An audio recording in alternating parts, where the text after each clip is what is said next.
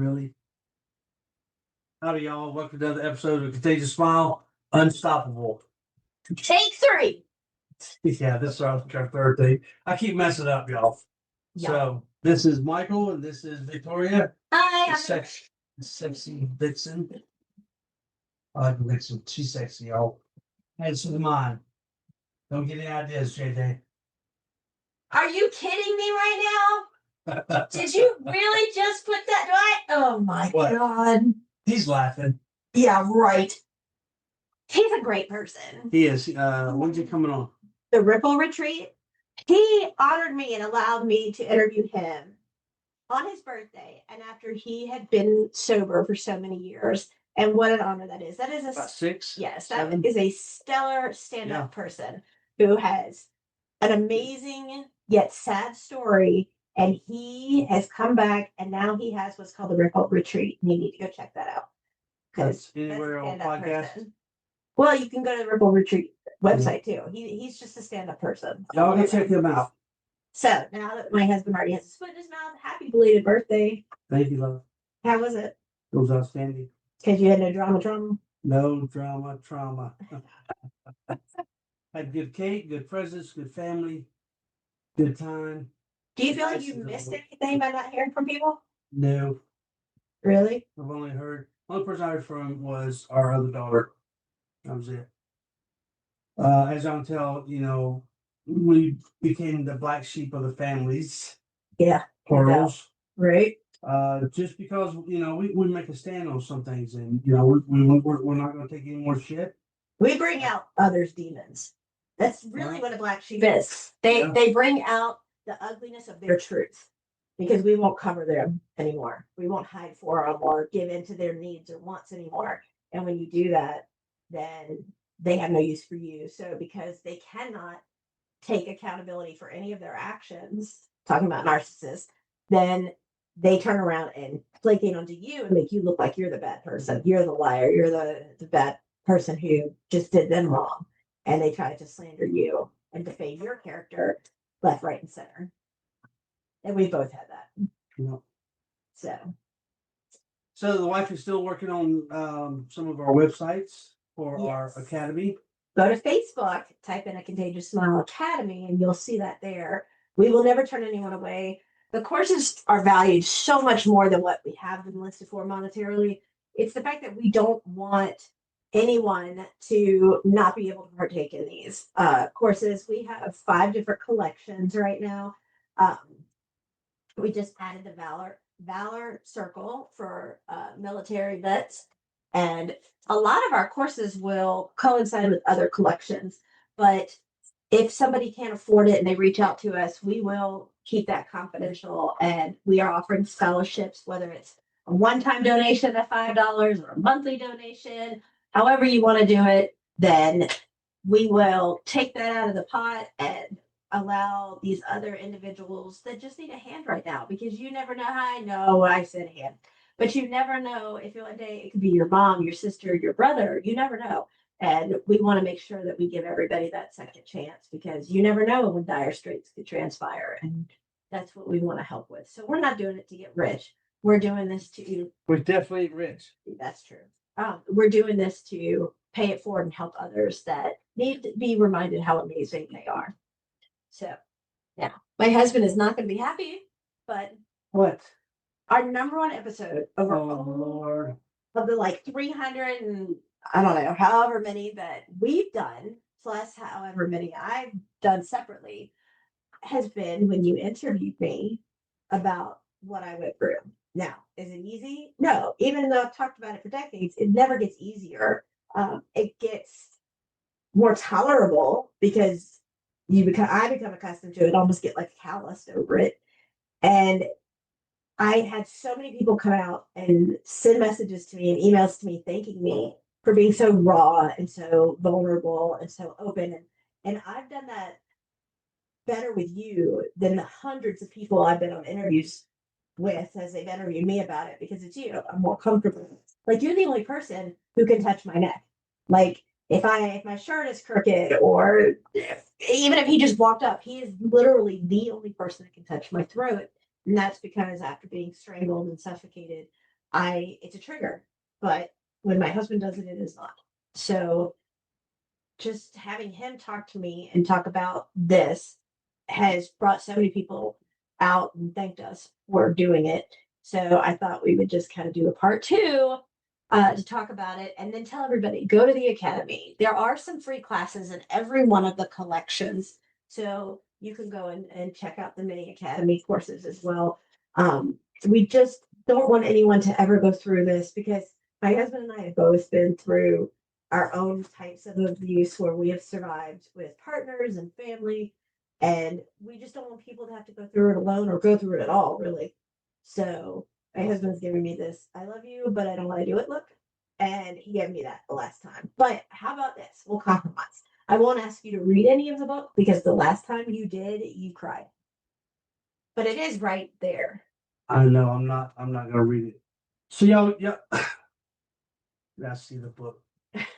Y'all go on Amazon, type in "Who Kicked First" by Victoria Cure, and her last name is spelled Cuore, Cure. Okay, "Who Kicked First" by Victoria Cure. It is her memoir of what happened during the 8 months and possibly longer. Well, then the war really began. That but I was she fighting after. Was with that monster, and you know, it to me it's a horror story, but it's also a story about a hero who survives with the strength of her daughter at the forefront of her heart. Her daughter. That's her name. Her daughter. Well, she's your daughter, Mrs. Troll. No, she Yes. openly says she's yours when she's bad and she's mine when she's fantastic. I tried to read a page on there one night, y'all, of her book of Who Kicked First, and it was like Niagara Falls. My wife was triggered, and I, started crying because she was crying. It was just too emotional. I couldn't do it. It's not read the book. Y'all be prepared. To me, it's a hard read. The reviews have said it's a hard read. The tissue's ready. Nobody's been able to put it down. Yeah, it's. People triple lock their doors We've had some producers say they want to turn it into a movie. We'll see. We got Tyler Perry down the road. We'd like to get it over to him. I would love. But yeah, get on there and check it out. Who Kicked First by Victoria Cure. So my wife went through hell for the 8 months that she was married to this monster. I was married for 8 months. I was with him for 8 months. Yeah, right. It took me a while to get away from that after because of the medical and all that. So she was. If you can name it, it was done to her. She tells me instances where she will wake up with him straddling her, just wailing on her face with his fist, screaming at her to get up and get me a glass of water. Now, if you know anybody whose wires are crossed this bad, you need to get the hell away from them. Guys, if you see something, with one of these ladies that have the telltale signs that they're being abused, say something, do something about it. Help them get out of that situation. Ladies, if you're in that situation, ask my wife for some advice. She's written classes, courses, she's got books out, how to make your escape plan, how to start surviving after all of this. How to start thriving. She was there all by herself. She had no one to turn to, no one to help her, because that narcissistic asshole had so much control and power over her that she could barely breathe. And a lot of survivors, I'm not calling y'all victims, a lot of y'all survivors are probably the same way. Well, there's a twist, if you will, to this, is that I honestly own what I do and what I've done. And I agreed not to defend myself against him as long as he stayed away from my stomach. I was pregnant and he knew I had 2 black belts and he openly admitted in martial arts. Yes, he openly admitted that he would have never raised a hand to me if I wasn't pregnant. He knew that. But one of the first things you learn in any martial arts is de-escalation, and you learn to fight to flight, right? That's the first thing. Get away from the assailant, get away. But when you are literally straddled in your sleep and being punched in the face and you're pregnant to go get some water, you know that's not how it goes. And so I made a deal that as long as he didn't hit my stomach so that I could protect my daughter, that I wouldn't fight him back. But the whole time I was gathering proof because I needed to not only get out and survive and thrive, I needed to make sure he couldn't be anywhere alone and alone with my daughter. Um, the stories that he said, he was incredibly charismatic. He knew the buttons that needed to be pushed, if you will, metaphorically, in order to even have me consider this as something I would have done. And it's awful because if, for instance, the bed wasn't made the exact way, I would hear, why do you make me do this? Why do you make me do this? Do you think I like doing this to you? And if the laundry wasn't done and put away like it's supposed to, um, then there would be a reason. If dinner wasn't on the table at exactly a certain time, or if there wasn't, he had severe OCD. And in the beginning, I thought it was a joke, and it wasn't as predominant as it is now. So I kind of thought things were funny when he would do stuff and like, oh, I have to have 3 of this on my salad. And I thought he was kidding. And then none of the food could touch. And then if we were driving anywhere, he counted the clicks on the turn signal. And if he turned and say it fell on an even number, he would do the turn signal again to get it to go to an odd number. And so that, I just thought that was, wonkers back then. I mean, I was young. I'm not saying anything against anyone with OCD. But OCD wasn't a big, predominant thing back then, and I had no idea. And so control is an understatement. I couldn't go to the bathroom with the door shut. I was raised understanding that that's your private time. That's your time. You go in there and it's your relaxation time. You just don't barge in there. I multiple times he threw me in the bathtub. There were times he took my metal brush and beat me in the face with it. There were so many times and so many different incidences. And he testified that if he hit me once, he hit me 200 times. And he also testified that if I cried, whatever he did, he would do it again. And so literally the judge told him, you trained her to accept your hand, because like an alcoholic, if you want to get drunk, you have to drink more than you're used to in order to be drunk. And so I was stabbed over a dozen times. And so if he stabbed me and I showed any emotion, then he would stab me again. And when I would go to the emergency room, I would say no to any kind of medication because I didn't want it to go to my daughter. And so they would say, but we got to give you hundreds of stitches. And I'm like, well, you know what? I didn't get any when I was stabbed. I don't want them now because I was so petrified. I didn't want any of that in there.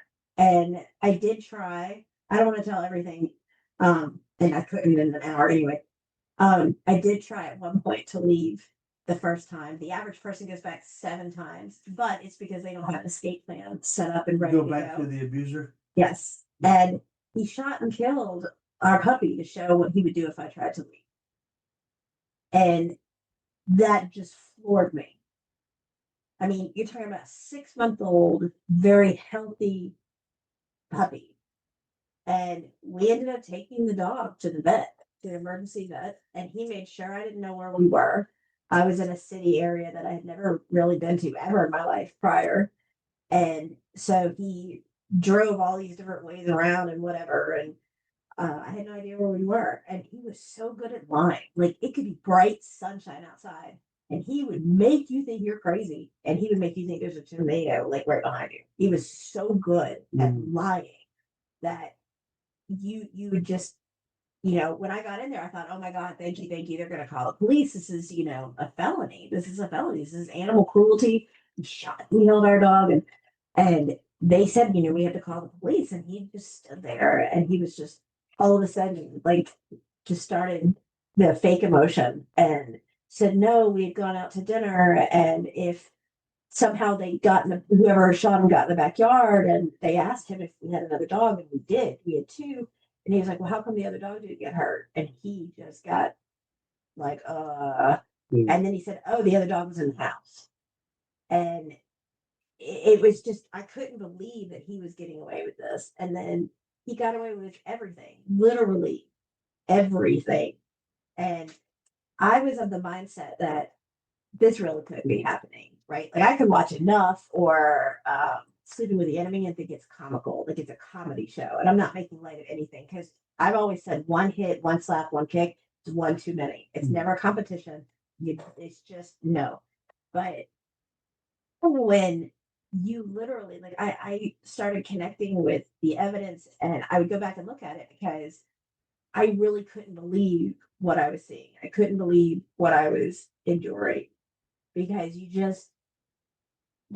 can't fathom and think that, they turn it on you. Why do you make us do this? This is, if you had just done what I told you to, this would never have happened. That's stupid. Like he would follow me to my office, but because of my job, I parked in the executive parking, so he couldn't get in there.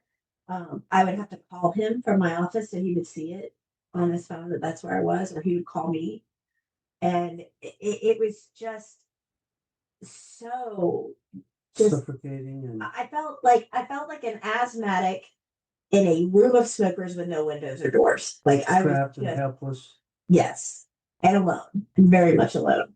And Oh. the only thing that gave me savior was my daughter, who, when I would want to give up, would kick me to remind me she was there. Mhm. My grandparents' memories, I constantly thought of them, and I always thought of Michael. I always thought of Michael, and I thought if he killed me, I'd never see him. I would never see my husband now again. And that was really, really tough. And here I am, And here you are now. 25 years later. Well, not 25 years later, but yeah, We've known each other for a long time. many decades. Now, I met a couple today on my job, and they said, we just had our anniversary last week, and we hit 57 years together. Oh, And they were just like us, just cutting each other up, and their banter was comical, and so it's gonna be us. been 57 years. Old biddies, rocking chairs. Old biddies. Yes, my husband is trying to divert because he doesn't ask, and he has to. You have to. I don't have to ask. Yes, you do. No. Yeah. Well, what is my question I have to ask? We have to talk about this. People need to know. Think about, people who have no idea what's going on. They know where they're at. They know they want to get out. They feel helpless. They feel lost. They feel like they have no control over absolutely anything. Okay. And what if they are cleaning the house and they have their earpods on and they're listening to this and they feel they have no one to go to? They have no one in their corner. Okay. And they have questions, but they can't write. He watched everything I did. He checked every text message. He checked my browser history. He checked everything on the computer when he wasn't participating in disgusting things that I didn't know about. These sweet, amazing people need to know, one, they're not alone. B, this is not your forever. You did not deserve this, and you do not have to stay in this. And don't say it's because of the kids. Don't say it's because of whatever, because let me tell you something, and I can tell you firsthand, if he's hitting you, it's a matter of time before he hits the kids, takes it out on the animals, the pets. And when I say animals, I don't mean your furry friends that are family members. I'm talking about if they see an animal on the road, if they see a stray dog on the property or a stray cat on the property, because that happened too. Like, those are the things. And like I said before, I own what I did. I was not perfect in regards to the fact I told him he could go out with other women because, one, he wasn't home beating me, and I'm pregnant. Not that that made a difference because you shouldn't be beating on anyone anyway. Also, he would be in the courting period where he would be trying to get somebody else on the side. And so I okayed him to go out and have other women. I absolutely did. Because then he wasn't home beating me. He wasn't at the house hurting me. If he's out with other people, then he's not out at home beating me half to death. And because I didn't consent, That makes sense. because I did not consent for intercourse after the abuse, he was sexually assaulting me. And so if he would go and he had other people, then he could go and be with them and leave me alone, leave me and my child alone. So yes, I absolutely told him, go out, meet other people, have other women. That way you're not coming back and, pounding my face into a cabinet because you need 3 of everything and there's 2 and a third, but you can't have a fourth. I mean, these are how the things would be constantly. I mean, every single day felt like a lifetime. My favorite day of the week was Monday because I was in the office. I was always there bright and early in the morning before everybody else, and I was always the last to leave. So how can you mentioned that there's a lot of paper trail with electronic devices, social media. There is. Okay. That's one thing, but how can they start their escape plan? How can they start their exit strategy without leaving that paper trail? Well, there's a lot of things you can do, and I say this to survivors in that very situation from the jump. Let's say you go to the store. Like when I would go to the grocery store, or I would go to Walmart or wherever. And back then we had like the razor phones or the flip phone, whatever it was, right? So we didn't have smartphones. So I would have to bring a receipt, or I would have to, or he'd see the bags, or he'd check the statements, right? So I would go get everything. Now I could never get anything for myself. Like I got chapstick once. This is diversion. I'm sorry. I got chapstick because I had very dry lips in the winter, and I was a whore because I got chapstick. Chapstick. Really? Because I was a whore, because I got it, and he ended up throwing my face into a metal. Anyway, so whenever I would go to the store and you go to check out, it would ask, do you want cash back? I always took cash back. And depending on how much I bought at the store. So if I bought $180 at the store, then I would get $40 back. And if I had, coupons or whatever, then I would use the coupons, not tell him, and that money, I would say, oh, I've got coupons and, whatever. And then he would make the difference. But I would always get money back. And then what I would do is in the vehicle I had, it had a compartment in the back nobody knew about. And I would stick the money in there little by little. And every time I would go, I would get more money. And then it doesn't show an ATM withdrawal. It doesn't show a bank withdrawal. It doesn't show any of that. Also, I changed jobs and I negotiated my salary, and he did not know what I was making. And so he didn't know what I was really making. And so I took the difference in what I was making and put it in an account he had no knowledge of. So that also was another way. And I had it tagged to my bank card. But I would go to the grocery store, I'd go to the Walmart or whatever, and I would get money back. Then I would also get gift cards, say for gas cards, or like a Walmart gift card or something like that. So that I would have those as well. And that was the way I started to get stuff together little by little. I had a burner phone. I got an extra charger because when I got back to the house, it was never a home. When I got back to the house, I wasn't allowed to have my phone. And we didn't have a landline. And he would take the car charger or the home charger too, so that I couldn't charge the phone. And if he beat me and he left, he took the phone and the car keys. So I was helpless and without being able to call anyone up.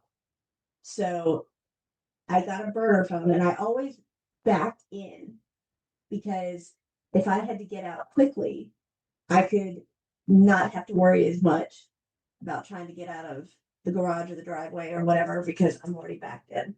So that's another option that you can do. But gather proof, gather evidence. One of the other things that I did at work was I would take screenshots of the text messages, and I'm going to kind of be cryptic, but he sent me a text message because I told him that I felt like a single mom, right? And so he said, all single moms are Satan's spawn and they should all effing die. So I took a screenshot and I uploaded it to an account, a dummy account for like a Walgreens, a CVS, or anything like that. And I put it into that place where you can go and have pictures developed and pick them up, right? And then I would delete any and all ever evidence of it so that they couldn't be found. And that way I started to have proof that way as well. Did you take any documents out of the house, or did you make photocopies of anything?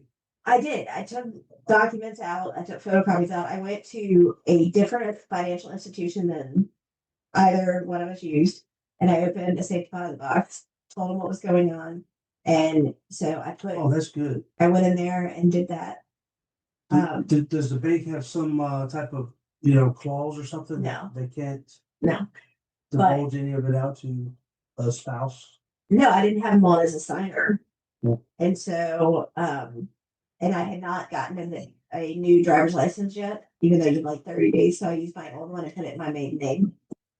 And I went in there and got that. And then I started, like, my grandmother's already meant the world to me. It still does. And so I took things of that nature and I put it in the safe deposit box so that he couldn't destroy them. And then any paper evidence that I found, I would take it and put it in there.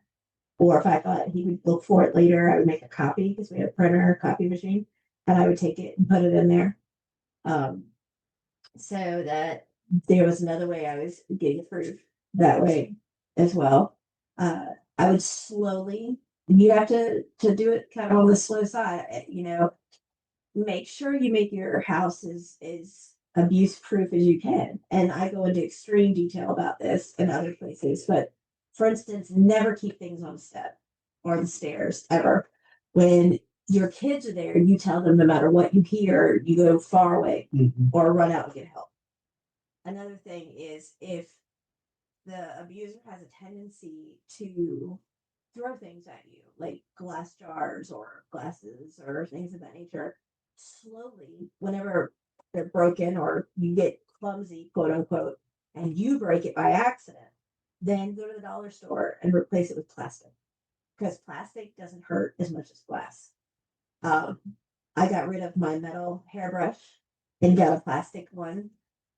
And like I didn't have any glass jars around. If I had like marinara sauce to cook with or whatever, I would put them in Tupperware containers and label them. I tried to get rid of any and all glass that I could because it made a difference.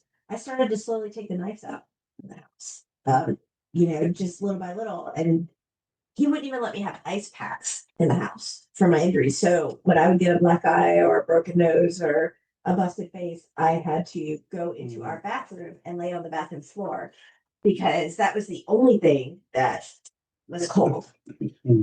He would, and there's a lot. You have to go back and think, what are you going to put in the book? What are you not going to put in the book? What do you take out? What do you leave in?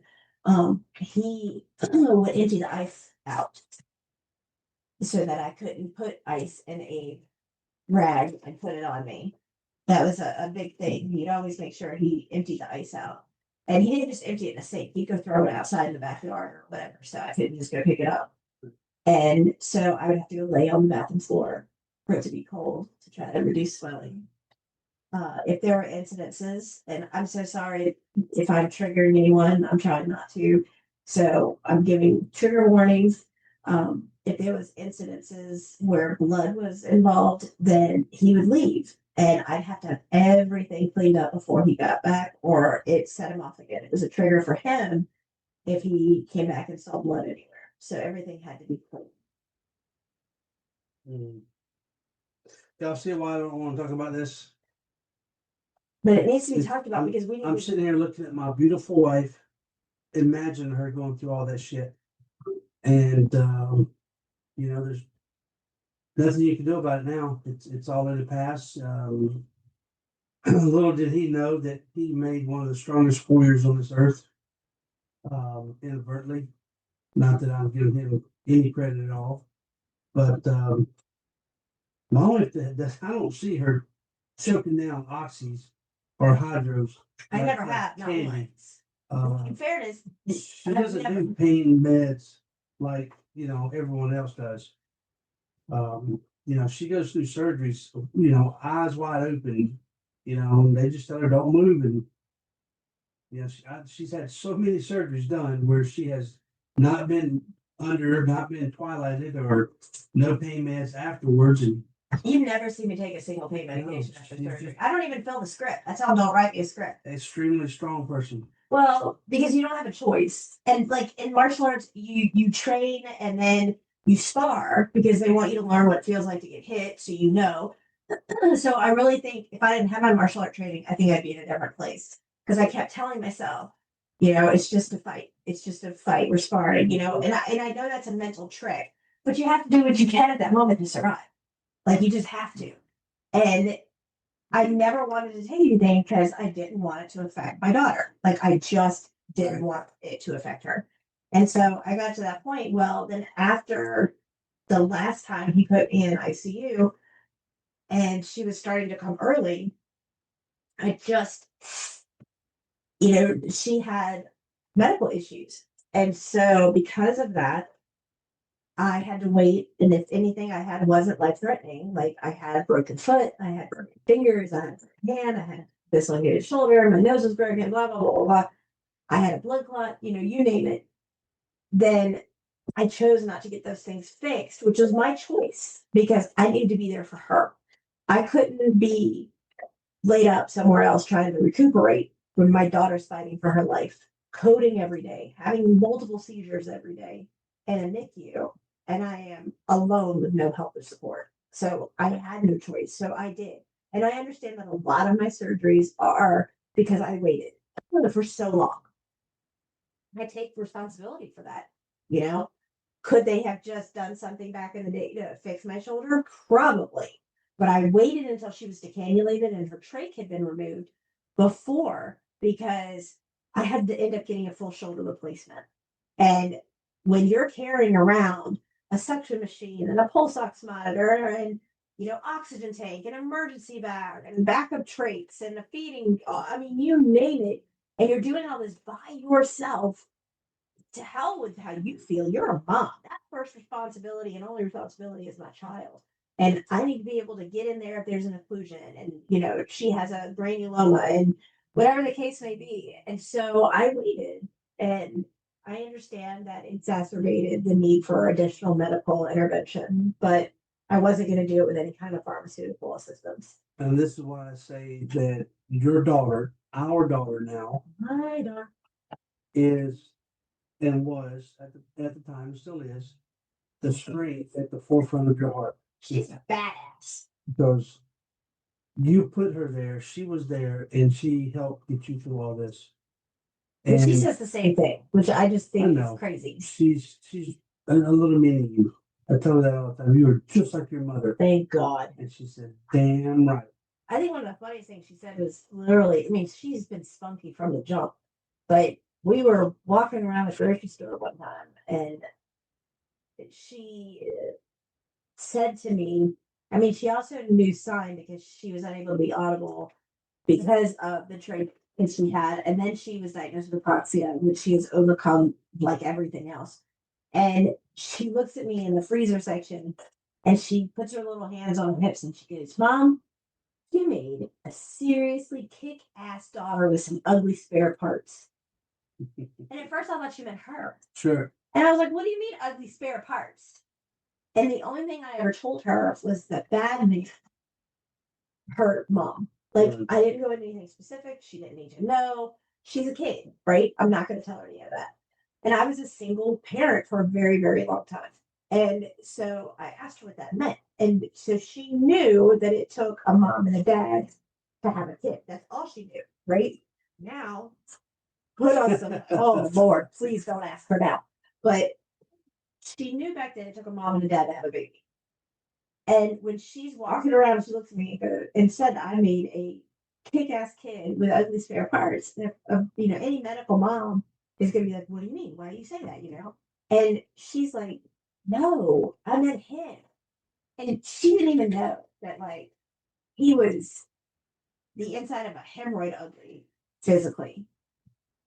But what a lot of people don't realize is that when she was in the womb, she recognized his voice.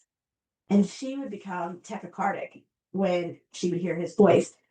And when I went to court, they had a recording of his voice. And I have the picture because they took a picture um, of this. And when they played the recording, she wasn't even 2.5 years old. The horror look on her face, she looked like she was in such fear when she heard that recording. And I have the picture. And she remembered the voice. But then all of these years while I was a single mom, I'd always told her there was only one person that I would ever allow to be her father, her dad. Anybody can do 2 pugs and a push and impregnate somebody, right? Anybody can do that. That doesn't make you a daddy. That doesn't make you a father, right? It makes you a sperm donor.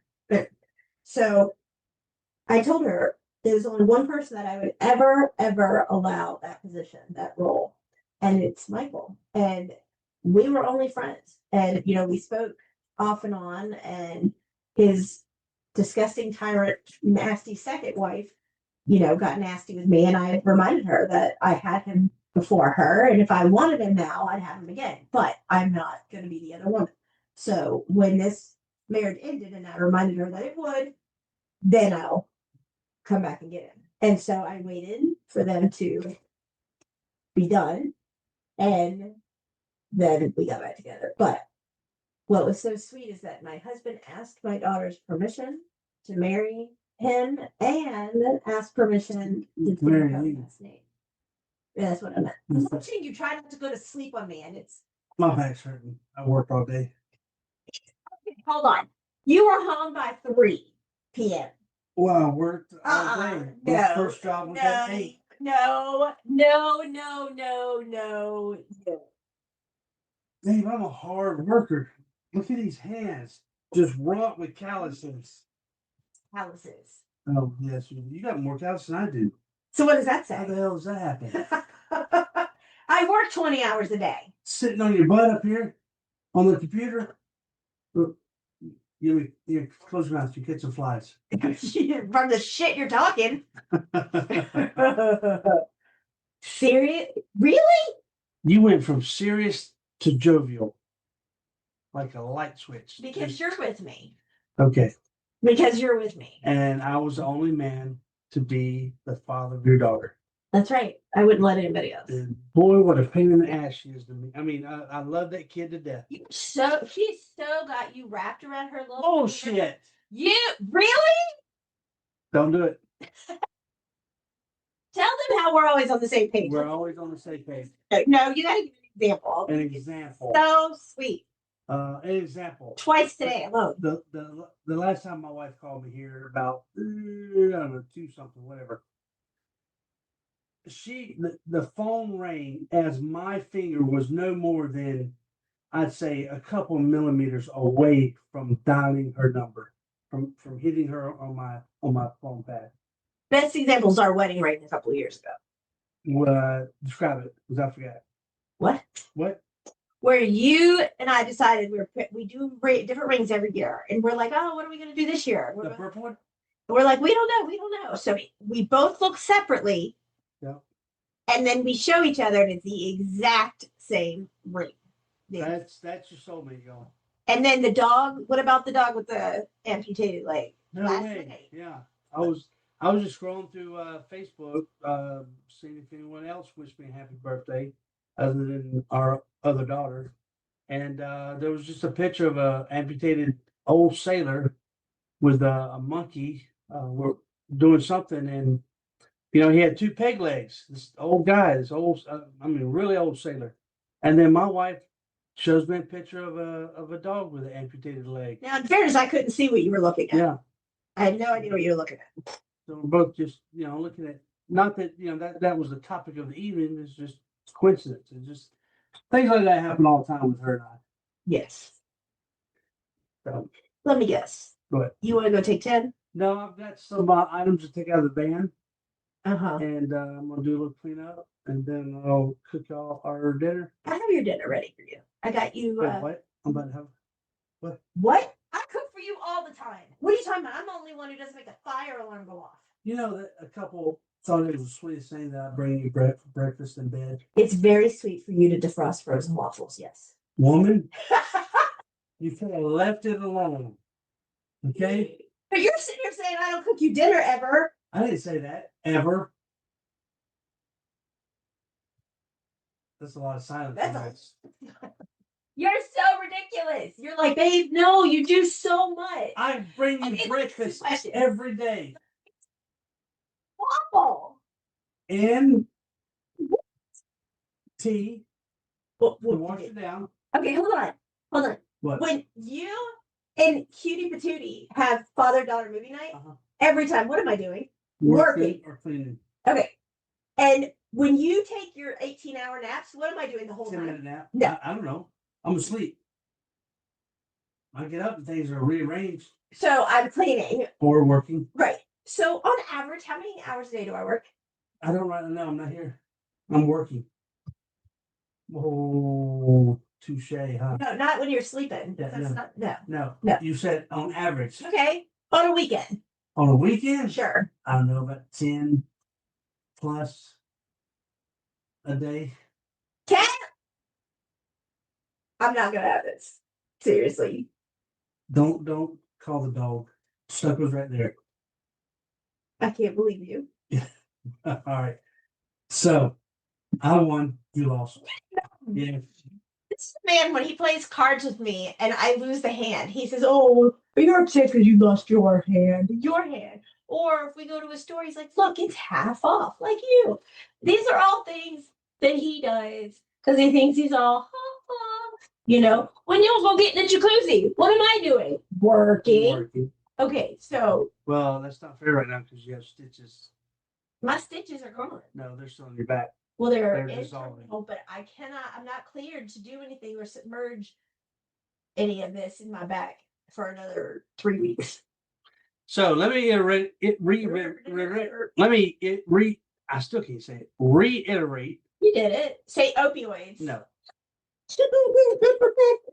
Who Kicked First by Victoria Kirley. Because I ain't reading that dang book, y'all. And I dare y'all to read it. Okay? And the wife put out there, if y'all want to help us out, then contact us. On the bottom of the webpage, it says contact us. Well, it also says buy me a coffee on the website. It contains small. I'm just talking about help, actual help. Oh. Because there's some stuff on the web design and different things that my wife is not properly trained on. She has to learn all this herself. And she's incredibly talented and smart. And she's built some dynamic, amazing platforms and all this crap. And It's crap? well, you know what I'm talking about. No, Anyway, I don't. if y'all want to help out, because this is, only a 2-man show up in here. Oh, you're talking about Faith. Ha ha ha. Y'all reach out to her and say, hey, I think I can help you out, blah, blah, blah. But y'all can buy her coffee anytime. You have my permission. Permission? They can buy you a coffee. But you're solid with me. You're my soulmate. I love you. How many hours a day do I work? Thank you for listening to Unstoppable with Michael and Victoria. Happy belated birthday. Good night, y'all. Click in recording. What do you want me to do? Click in recording. Why? Why would I want to do that? Woman, turn this thing off. Hit the button. Now. Why do you hit the button? Oh. Goodbye.